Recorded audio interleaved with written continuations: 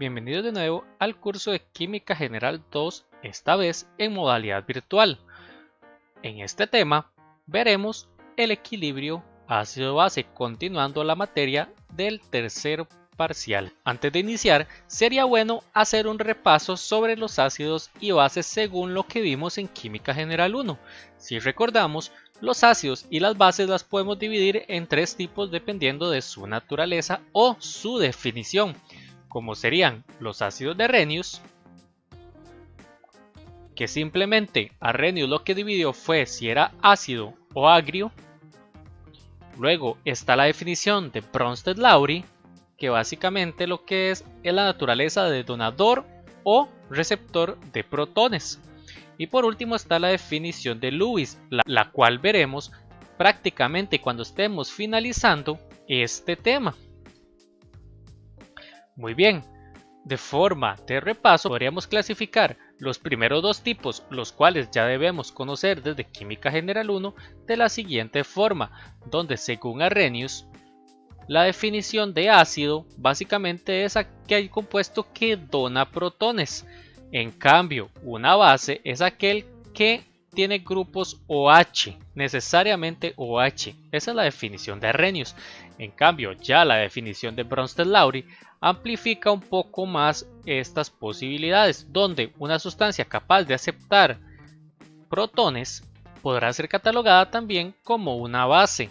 Un ejemplo de ello sería, por ejemplo, el amoníaco, que es capaz de aceptar un protón y claramente se sabe que es una base. Recordemos también, con la siguiente reacción, lo que podemos ver acerca de ácidos y bases conjugadas, donde si tenemos una reacción como esta, donde el HCl se agrega agua, prácticamente hacer una disolución, y como recordamos, una disolución de este tipo lo que pasa es que se ioniza el HCl. Bueno, nosotros sabemos que el HCl es un ácido fuerte y cuando se separa el H+, que quedaría aquí como H3O, podríamos verlo, es ácido fuerte también. En cambio, las otras dos sustancias va a ser una base débil y una base débil, ¿verdad? O sea, la base conjugada, si recordamos de ese concepto, la base conjugada de un ácido fuerte es una base débil. Caso inverso, con una base fuerte. En una base fuerte su ácido conjugado es un ácido débil. Prosiguiendo, recordaremos algunos conceptos que ya percibimos anteriormente. Podríamos recordar, por ejemplo, lo que es la ionización de los ácidos, ¿verdad? Recordemos que existen ácidos y bases fuertes y ácidos y bases débiles. Bueno, un ácido o una base fuerte tenemos que recordar que son electrolitos fuertes y por ende se van a disociar completamente. En otras palabras, por ejemplo, el HCl se va a disociar en H+ y Cl-, totalmente ionizado. El otro concepto que hablaremos en esta diapositiva es el siguiente, el de bases conjugadas y ácidos conjugados. Por ejemplo, en esta reacción teníamos que este es el ácido. Ya después de la reacción de la ionización, vamos a tener que el ion nitrato es la base conjugada del ácido nítrico. En cambio, si vemos, en este caso el agua actúa, esto es un pequeño spoiler, aquí el agua actúa como base, ¿verdad? Porque tenemos un ácido y la otra va a ser una base. En este caso, al finalizar la reacción, esta sustancia que queda acá va a actuar como el ácido conjugado del agua. Ahora, veamos esta siguiente reacción donde tenemos una base fuerte y un ácido fuerte reaccionando. Bueno, este podríamos decir que es el ácido conjugado de esta sustancia de acá. ¿Y cuál sería la base conjugada? Pues sería el cloruro. Podríamos pensar en algunos ejemplos adicionales observando muchísimas reacciones ácido-base o simplemente una reacción de un ácido que reacciona con una sustancia. Todo se puede ver como ácidos y bases conjugadas. Prosiguiendo, ahora veremos un repaso de lo que son ácidos y bases débiles. Si ustedes recuerdan, un ácido y una base débil son electrolitos débiles. que eso se puede traducir como que están parcialmente ionizados. Ahora, si nos enfocamos en esta parte de parcialmente ionizados, eso significa que no todas las moléculas en el medio se van a ionizar. ¿Eso no les suena como algo familiar? Entonces podríamos pensar que puede verse tal vez como un equilibrio dinámico este tipo de reacciones. Pues sí, es un equilibrio dinámico. Por ejemplo, tomemos el caso del ácido acético, el cual es el ejemplo típico de un ácido débil, donde tenemos la siguiente reacción de ionización.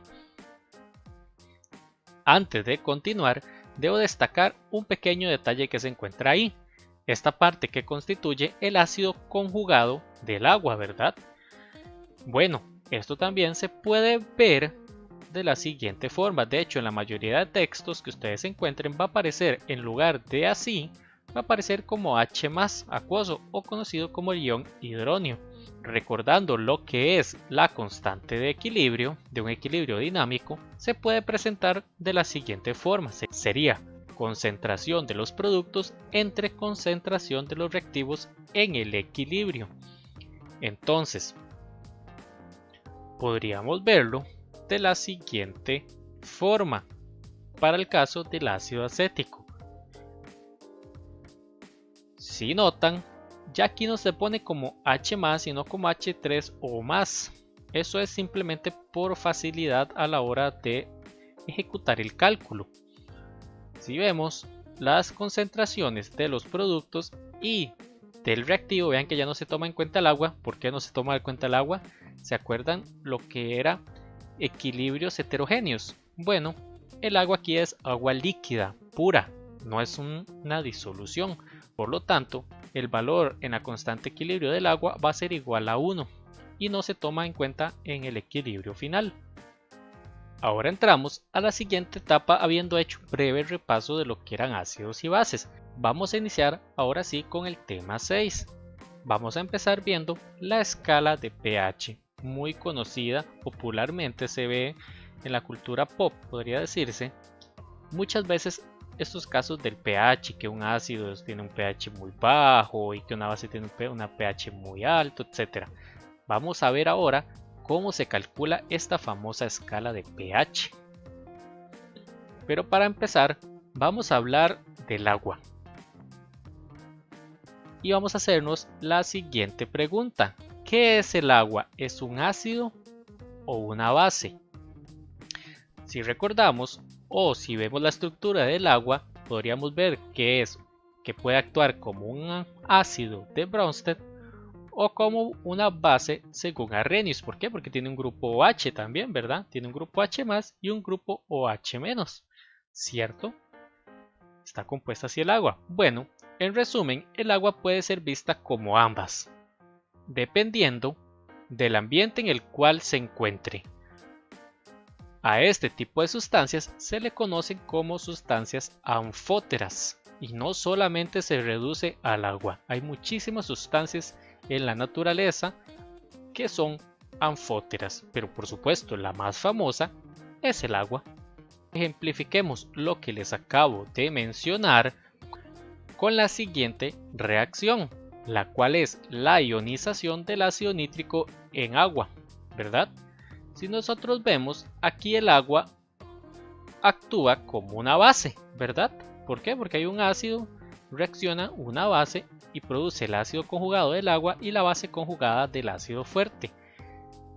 En la siguiente reacción, que sería la del amoníaco, vemos que en este caso el agua actúa como un ácido. ¿Por qué? Porque es un donador de protones.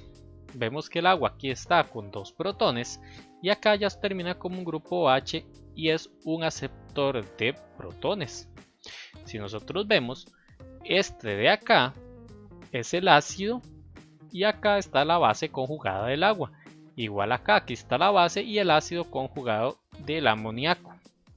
Ahora podemos pensar que debido a que el agua se encuentra en esta situación, podríamos pensar inclusive que qué pasa con el agua si se encuentra en un equilibrio dinámico, o sea, naturalmente sin agregar una sustancia adicional.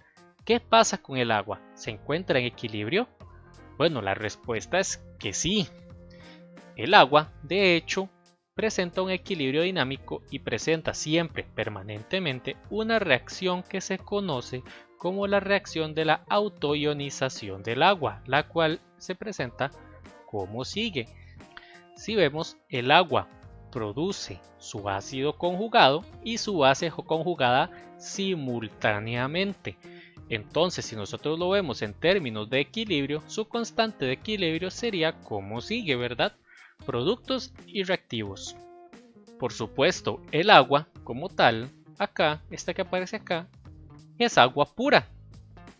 Por lo tanto, podemos suprimir esa parte del factor. Y sí, como ustedes observaron, aquí me faltó un 2, pero no tiene importancia porque suprimimos toda esa parte, la igualamos a 1. Cabe destacar que las concentraciones en equilibrio se han medido muchísimas veces históricamente, por lo tanto se conoce con bastante exactitud los valores de las concentraciones en equilibrio del ácido y de la base conjugada del agua. ¿Cuáles son esos valores? Bueno, a condiciones estándar, ya nosotros conocemos cuáles son las condiciones estándar, este valor es el siguiente. Y cabe destacar que es igual tanto para el ácido conjugado como para la base conjugada del agua, o sea, para el ion OH y para el ion H+, o H3O, como ustedes gusten verlo, el cual es 1,003 por 10 a la menos 7. Es un valor bastante exacto. Entonces, ¿cuál sería el valor de la constante de equilibrio del agua? Pues simplemente sería esto al cuadrado, el cual es 1,01 por 10 a la menos 14. Es conocido generalmente como kW, W de water, ¿verdad? Agua en inglés.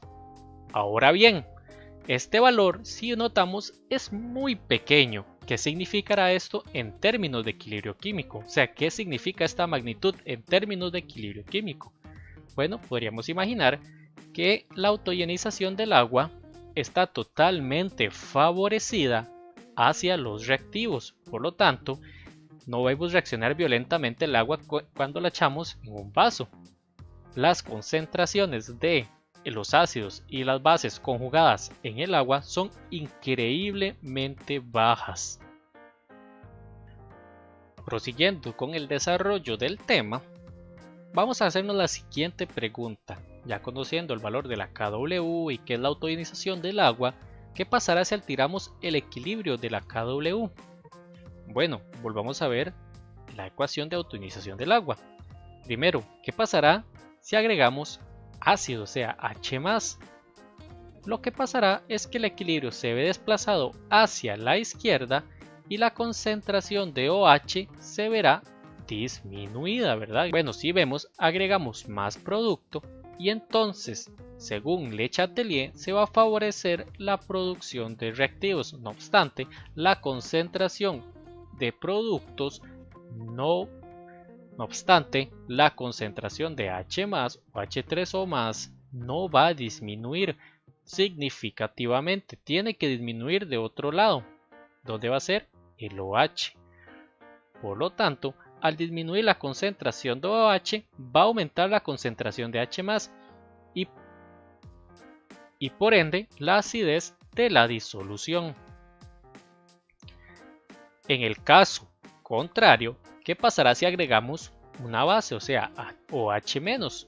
Lo que ocurrirá es justamente lo contrario.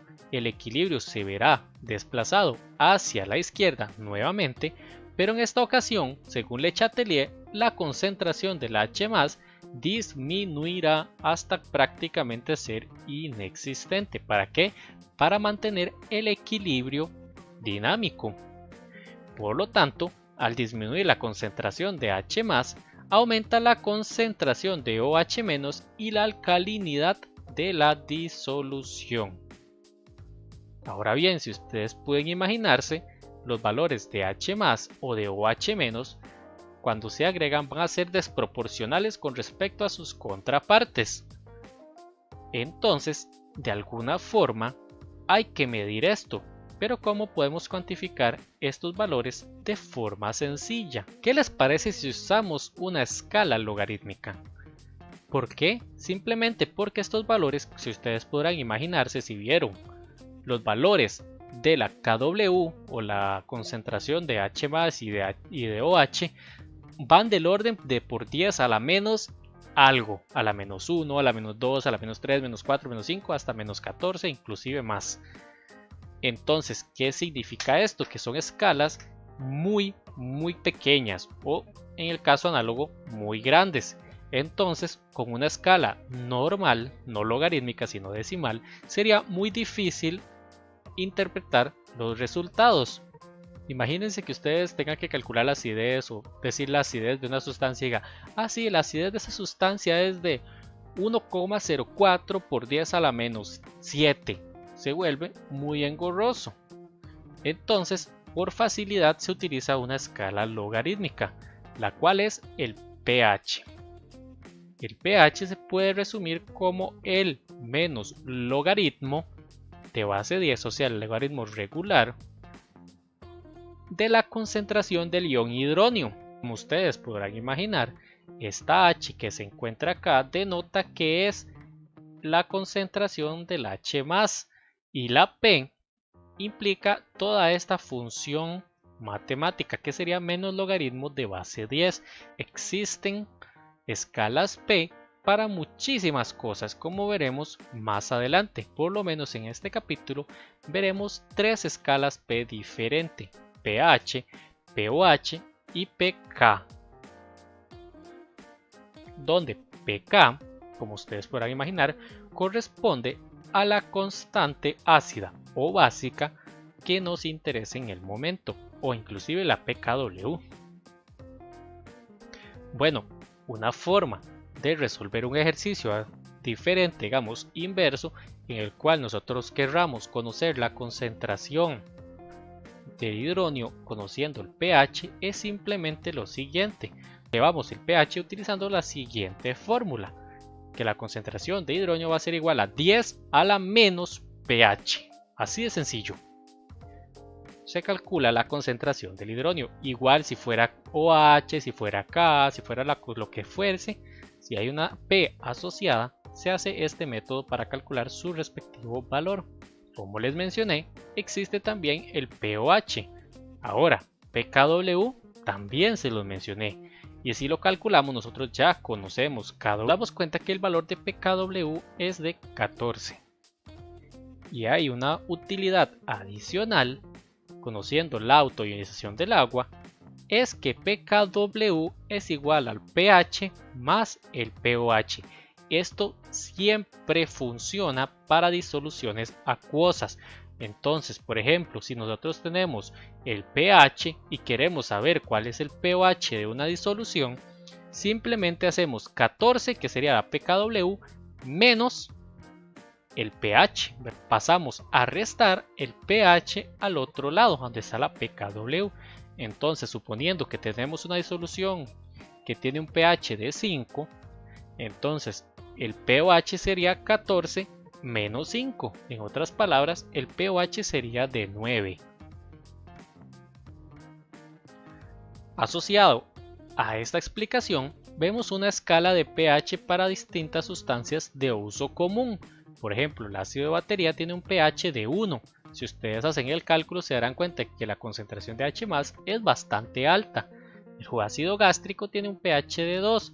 El vinagre común tiene un pH de 3, la cerveza tiene un pH de 4 y así sucesivamente hasta que llegamos a donde empiezan las sustancias básicas, donde vemos por ejemplo que el agua de mar tiene un pH de 8, el bicarbonato de sodio de 9, ya el amoníaco tiene un pH de 12, el hipoclorito de sodio, el que se conoce como el cloro comercial, tiene un pH de 13. En realidad es una sustancia bastante básica.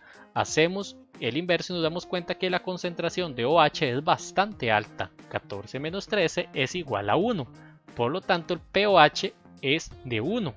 Hacemos el 10 a la menos 1 y nos damos cuenta que la concentración de iones OH es de 10 a la menos 1, o sea 0,1 por ejemplo. Finalmente, el hidróxido de sodio, nosotros conocemos normalmente como potasa, o el que vemos en el laboratorio, ese tiene un pH de 14, o sea, un pOH de 0, es sumamente alto. Finalmente, les dejo este último ejercicio para que hagan uso de estos cálculos o de esto que aprendimos anteriormente, donde dice lo siguiente: el ácido muriático, el que ustedes encuentran en las ferreterías, es una disolución acuosa de concentración alta de ácido clorhídrico, de HCl, cuyo pH es aproximadamente de 0,1. Vean que es sumamente alto el pH, o sea, la concentración es muy alta.